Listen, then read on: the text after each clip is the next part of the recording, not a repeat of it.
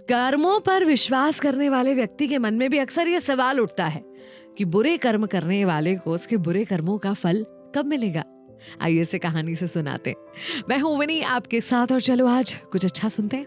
आपको सुनाती हूँ दो व्यापारियों की कहानी। एक परचून की दुकान वाला था और एक हलवाई था। आमने सामने दोनों की दुकान थी। वर्षों से वहां पर काम कर रहे थे वो लोग। अब ये जो परचून का व्यापारी था ना, ये हमेशा से बहुत ईमानदार था।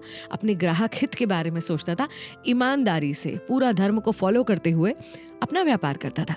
वहीं दूसरी तरफ जो हलवाई था, बड़ा बेईमान अधर्मी आदमी था भाई।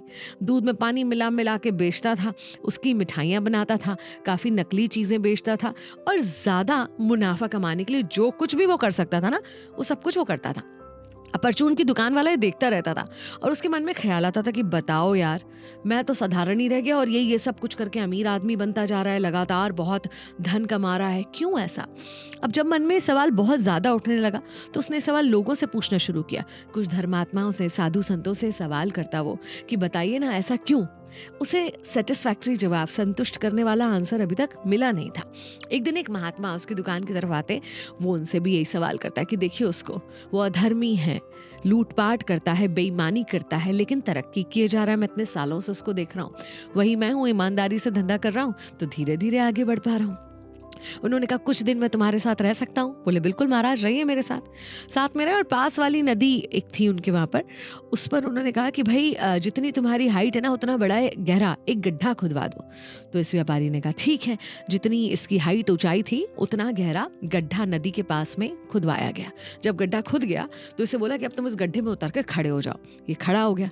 उसके बाद लोगों से कहा गया कि भैया इस गड्ढे को पानी से भरो।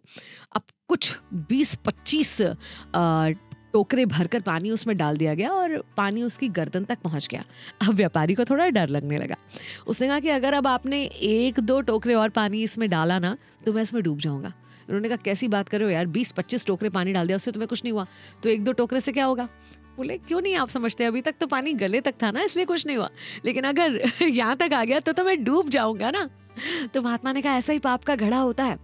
जब तक आपने इतने पाप करे ना कि पाप का घड़ा यहाँ तक भरा है, तब तक पता भी नहीं चलता कि उसका अंजाम क्या होगा।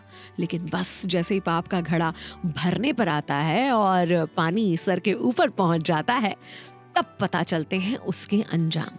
कुछ लोगों का हमने पतन होते हुए भी देखा है, जो बहुत तरक्की कर रहे थे, ऊपर जा रहे थे, लेकिन सडनली पता नहीं ऐसे हालात बनते हैं कि उनका पतन हो जाता है। वो कर्जों में डूब जाते हैं, परिवार खराब हो जाता है, कई तरह के नुकसान उन्हें हो जाते हैं। ये तभी होता है जब उनके पाप का घड़ा भर जाता है।